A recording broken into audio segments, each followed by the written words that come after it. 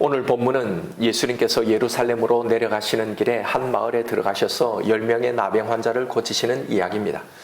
나병으로 인해 격리된 삶을 살아야 했지만 그들 또한 이스라엘 전역에 퍼진 예수님에 대한 소문을 익히 알고 있었던 것 같습니다. 멀리 서서 우리를 불쌍히 여겨달라고 예수님께 간구하죠.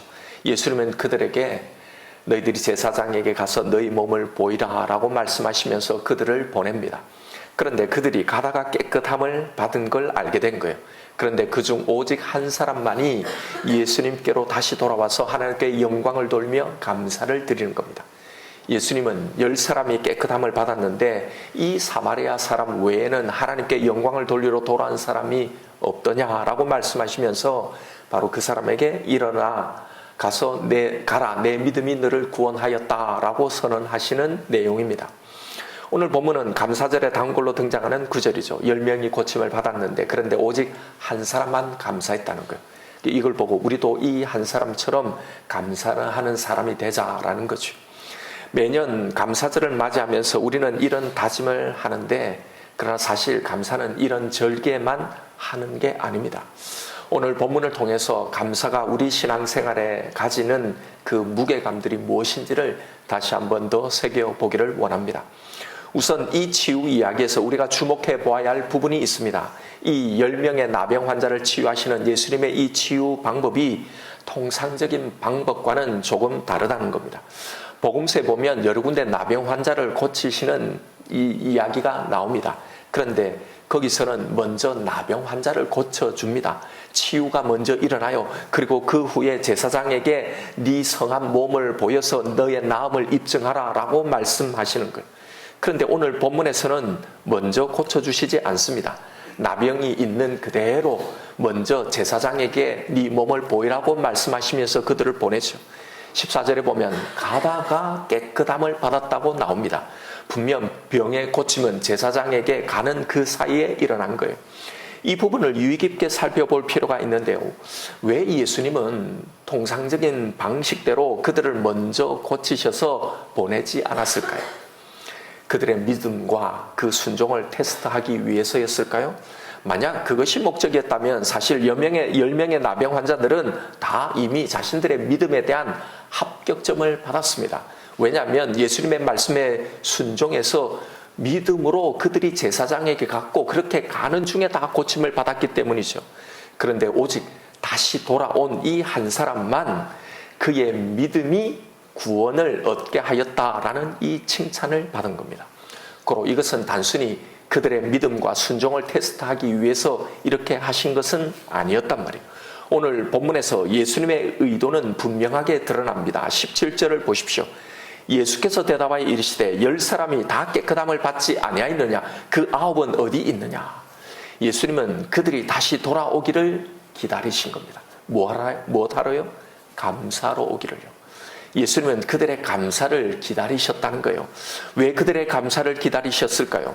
바로 여기에 감사에 대한 영적인 가치가 왜 우리가 감사해야 하는지 그 이유가 담겨 있는 겁니다. 왜냐하면 예수님은 감사를 구원의 완성으로 보고 계시기 때문입니다. 여러분, 우리가 주목해 보아야 할 중요한 사실이 있습니다.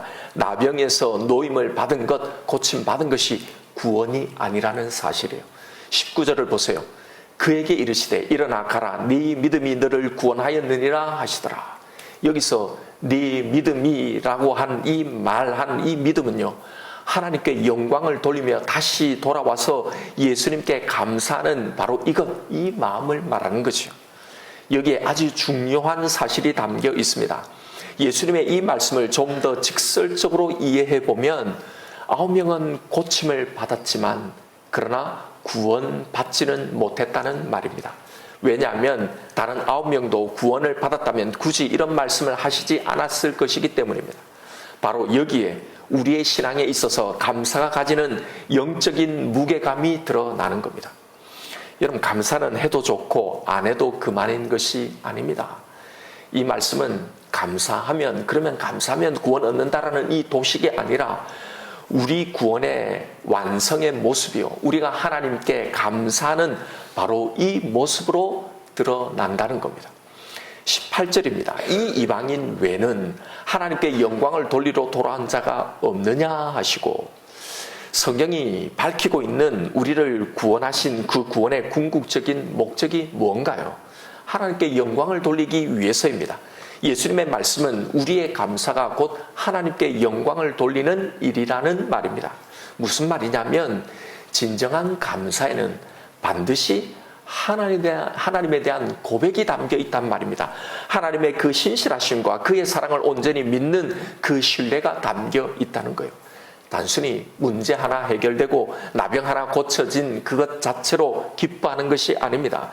그런 감사는 하나님을 알지 못하는 세상 사람도 기본적인 도덕성만 있으면 다 누구나 하는 겁니다. 병이 나았는데 문제가 해결되었는데 감사하다고 생각하지 않을 사람은 아무도 없을 겁니다. 그러나 성경이 말하는 하나님에 대한 감사는 이것과 차원이 다른 겁니다. 거기에는 반드시 하나님께 영광을 돌리는 일이 나타나는 겁니다. 하나님이 어떤 분이신지에 대한 고백, 이 하나님에 대한 믿음과 그 신뢰가 그 감사에 반드시 담기게 되는 겁니다.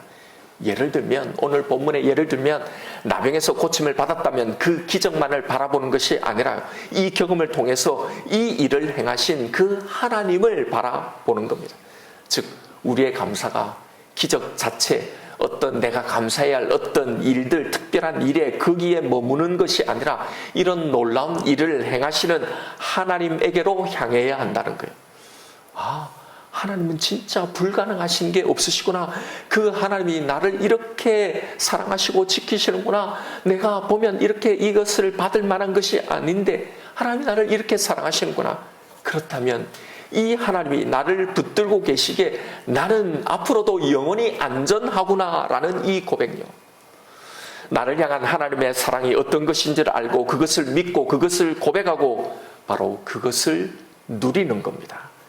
그래서 하나님의 그 선하심, 그 신실하심을 믿고 이제 우리의 전 인생을, 남아있는 모든 우리의 인생을 하나님께 의탁하는 것 가치가 나아가야 바로 이게 진정한 감사라는 겁니다.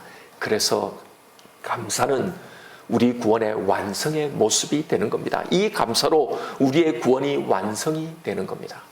여러분, 우리의 구원이 진짜 완성이 되는 그 천국에서 우리가 영원히 하게 되는 일이 무엇인가요? 이제 완전히 알게 된, 하나님에 대한 내 삶을 다 살고 보니 이제 완벽하게 알게 된 하나님에 대한 우리의 알므로 그분을 완벽하게 다 알게 되었기에 내가 받은 이 놀라운 그 구원과 그 사랑의 그 가치를 아는 거예요.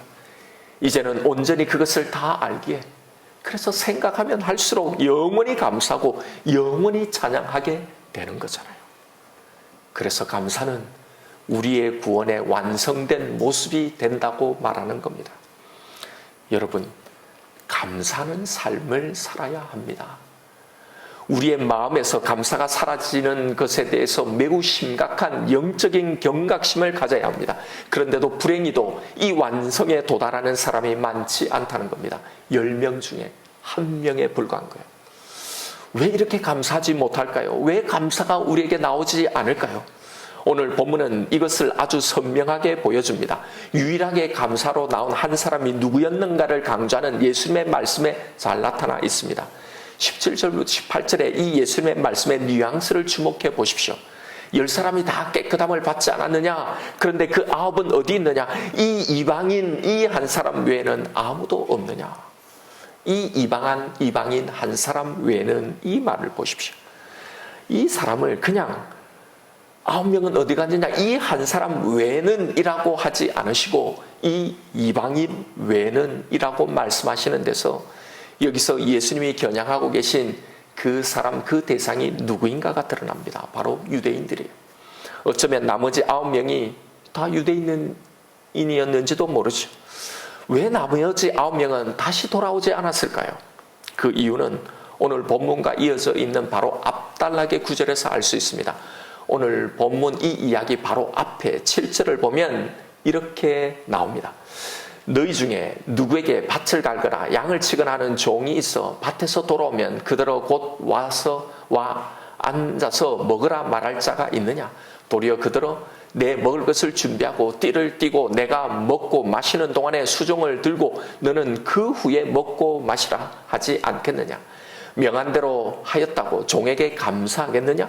이와 같이 너희도 명령받은 것을 다 행한 후에 이르기를 우리는 무익한 종이라 우리의 하여야 할 일을 한 것뿐이라 할지니라.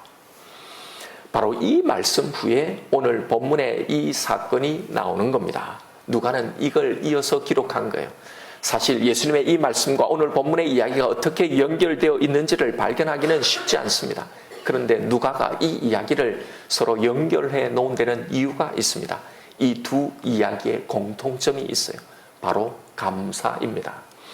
이 종의 이야기는 한마디로 종이 아무리 밭을 갈고 아무리 주인에서 양을 치고 열심히 일했다고 주인이 감사할 이유가 있겠느냐라는 것. 하루 종일 수고했다고 주인이 그 종을 위해서 손수 음식을 준비하고 먹이겠느냐? 도리어 주인의 음식을 네가 다 장만한 후에 다 먹을 때까지 수종 든 후에 주인이 먹으라 해야 그래야 먹지 않겠느냐? 이걸 다 했다고 주인이 종에게 감사하겠느냐? 오히려 이 일을 다 행한 후에 우리는 무익한 종이라고 말하지 않겠느냐라는 이야기예요. 한마디로 이것은 종의 위치를 적나라하게 철저하게 어떤 것인지를 말해주고 계신 겁니다. 누가는 이 감사의 사건을 말하기 전에 왜 예수님의 이 이야기를 먼저 들려주었을까요? 종으로서의 위치를 망각하고 있는 사람들을 향한 지적입니다. 우리의 마음속에 진정한 감사가 없는 이유를 보여주시는 거예요. 왜 9명의 사람들이 다시 돌아와 감사하지 못했는지, 왜 대부분의 사람들이 구원을 받고 하나님 앞에 나와 있는 이 사람들이 대부분 감사하지 못하는지 그 이유를 말씀하고 계신 겁니다. 바로 유대인들의 공로의식이, 의인의식이 감사를 사라지게 하는 겁니다. 자신들의 원래의 위치를 모르는 겁니다. 이걸 망각하는 거예요. 내가 주인을 위해 하루 종일 밭을 갈고 양을 치고 한 일이 얼마나 힘든 것인지 스스로의 공로의식을 가지고 있는 겁니다. 그러니 종으로 당연히 해야 할 일을 했음에도 밭에서 돌아온 자신을 위해서 주인이 준비한 식사가 준비되지 않으면 마음이 불편한 겁니다. 원망과 불평이 나오는 겁니다. 그리고 반대로 그런 자신을 아끼고 사랑하는 그 주인이 당연히 식사를 준비해야 되는 것, 이걸 당연하게 여기는 겁니다. 내가 얼마나 밭에서 당신을 위해서 고생했는데 이 정도는 해줘야 되는 것 아닌가라는 마음이 되는 겁니다. 반찬이라도 조금 부실하면 오히려 적반하장이 되는 거죠. 그러니 감사가 없는 겁니다. 여러분, 혹시 우리에게 감사가 사라지는 이유가 이것 아닐까요? 예, 사실 감사가 전혀 없는 건 아닐 겁니다. 9명이 아예 감사가 없었다면 그건 사람도 아니죠. 그들도 감사는 했겠지요. 서서 그 자리에서 하나님께 영광을 돌리고 기도했겠지요. 그러나 그 감사는 딱 거기에만 머물렀던 겁니다. 일이 잘 되어서, 내 병이 고쳐져서, 내가 원하는 결과가 나와서 하는 감사, 딱 거기까지입니다.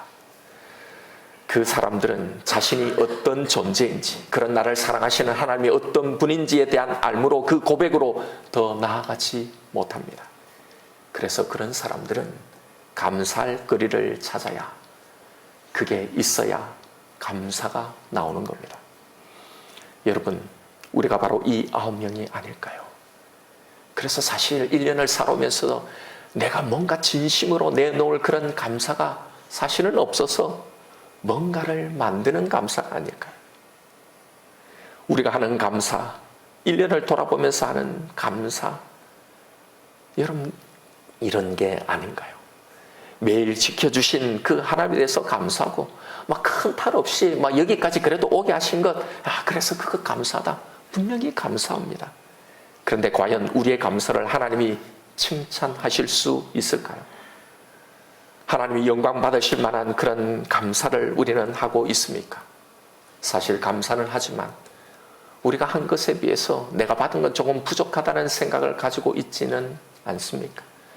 이 정도로는 막 감사는 하는데 막 내 속에서 막 진짜 철철 넘치는 그런 감사하다고 하는, 그러기에는 좀 부족한, 그래도 나름대로 열심히 노력했는데 좀 더 주셔야 하는 것 아닌가라는 생각이 들지는 않나요? 감사해야 하니 억지로 뭔가 감사할 걸 찾아서 드리는 감사가 아닌가요? 결과가 마음에 차지 않으니 우리의 감사는 이 깊은 마음이 담긴 감사가 아니게 되는 겁니다. 여러분, 누가 진짜 감사를 할 수 있을까요? 어떻게 이 이방인만 다시 돌아와 감사를 했는지를 묵상해 보면 알 수 있습니다. 자신의 처지를 정확하게 이해하는 사람입니다. 자신의 그 종됨을, 그 종의 위치를 아는 사람이 감사할 수 있습니다. 당시 종의 대부분은 다 종이 되는 이유는 빚 때문에 그런 겁니다. 그 빚을 갚을 수 없어 종이 되는 겁니다. 종이 아무리 수고하더라도 그것은 빚을 갚는 것이지 내가 뭔가 그 주인을 위해서 내가 선의를 베풀어 해주는 게 아닙니다. 그러하기에 아무리 수고해도 나는 무익한 종이라는 고백을 하는 겁니다. 내가 아무리 많은 일을 했어도 내가 진 빚을 도무지 다 갚을 수 없기에 말입니다. 여러분, 그런 우리에게 주인 되신 하나님이 우리를 위해 식사를 준비해 주신 겁니다. 1년 내내 우리를 위해 따뜻한 불을 피우고 우리의 발을 씻기고 물을 준비하고 기다리신 겁니다. 참으로 종된 위치를 아는 자라면 여러분, 감사가 나와야 하는 것 아닙니까? 곰곰이 냉철하게 생각해 보십시다. 하나님이 우리에게 빚이 있으십니까? 나를 이렇게 지키고 보호하고 내가 내 소원을만 들어줘야 할 권리, 그것이 우리에게 있습니까? 여러분, 빚은 우리에게 있는 겁니다. 지금 당장 우리의 생명을 거두어 가셔도, 우리를 망하게 하셔도, 우리의 육신을 치셔도, 내게 있는 모든 것을 지금 다 걷어가셔도 우리는 무익한 죄일 뿐입니다. 그런 우리를 지금 이 자리까지 인도해 주신 거란 말입니다. 이런 우리의 정확한 위치를 알아야, 그래야 감사할 수 있는 겁니다. 성경적인 감사요. 하나님이 받으시는 그 감사요. 구원의 감사요. 여러분, 다시 한번 우리의 실존을 바라보십시다. 정직하게 우리 자신을 바라보면 우리가 할 수 있는 것은 감사뿐 아닙니까? 우리는 무익한 종이고 하나님이 우리의 주인인 겁니다. 해줄 필요도 없고 우리가 받을 자격이 없는데, 그런데 하나님은 우리에게 주신 겁니다. 내가 행한 대로 갚으셨다면 여러분, 나는 지금 이렇게 있을 수 있을까요? 벌써 요절이 나도 몇 번은 나야 하는 걸 하나님은 길이 참아 주신 겁니다. 그러니 여러분, 지금 있는 이대로도 너무나 감사해야 할 일이 아닌가 말입니다. 여러분, 그러나 감사는 말로만의 감사에 그쳐서는 안 됩니다. 앞서 말씀드린 것처럼 10명 모두는 다 감사했습니다. 그러나 다시 돌아와 예수님 발 앞에 엎드려 감사를 드린 사람은 오직 한 사람뿐입니다. 여러분, 감사는 반드시 표현되어야 합니다. 어떻게 해요? 감사헌금을 많이 하라는 말이 아닙니다. 오늘 살펴본 하루 종일 수고한 종의 비유에서 그 좋은 표현법을 발견할 수 있습니다. 우리의 감사가 하나님 앞에 어떻게 시작되고 어떻게 표현되는지, 바로 그 첫 번째 시작은요, 무익한 자라는, 종이라는 이 고백으로 나타나야 합니다. 감사는 바로 여기서 시작되는 겁니다. 내가 어떤 존재인지를 참으로 알므로 말입니다. 이걸 참으로 알면 사실 지금 이 모든 순간이 다 감사의 제목들입니다. 이것을 말로만이 아니라 진심으로 고백할 수 있어야 합니다. 그리고 최종적으로 그런 나를 사랑하시는 하나님을 신뢰함으로 바로 이렇게 표현되어야 하는 것. 내가 행한 대로 갚지 않으시고 오히려 인내함으로 다함이 없는 그 사랑으로 여기까지 오게 하신 것을 참으로 감사하게 되면 여러분, 그 다음의 스텝들, 그 다음에 우리의 남아있는 이 인생을 인도하심도 신뢰하게 되는 겁니다. 그 신뢰와 믿음으로 앞날에 대한 모든 두려움을 걷어내는 바로 이런 삶으로, 이 믿음으로 이렇게 감사는 표현되어져야 하는 겁니다. 이것이 우리의 감사의 진짜 표현입니다. 그냥 입으로 감사하다가 아니라 하나님이 영원부터 영원까지 우리를 지켜주신다는 이 확신 말입니다. 여러분, 감사가 무엇인지, 어떤 것인지, 어떤 것이 주님이 받길 원하시는 진짜 감사인지, 그 감사의 내용이 무엇인지, 그 감사에 대한 정의를 바로 아십시다. 감사는 내 병이 고쳐지고 내 상황이 많이 호전되어지고 뭔가 특별히 그래 이건 감사해야지 좋은 일이 있어서 그걸 감사하는 게 아닙니다. 그것만이 감사의 제목이 되고 그럴 때만 감사가 되는 그런 감사를 하나님은 기다리시는 게 아닙니다.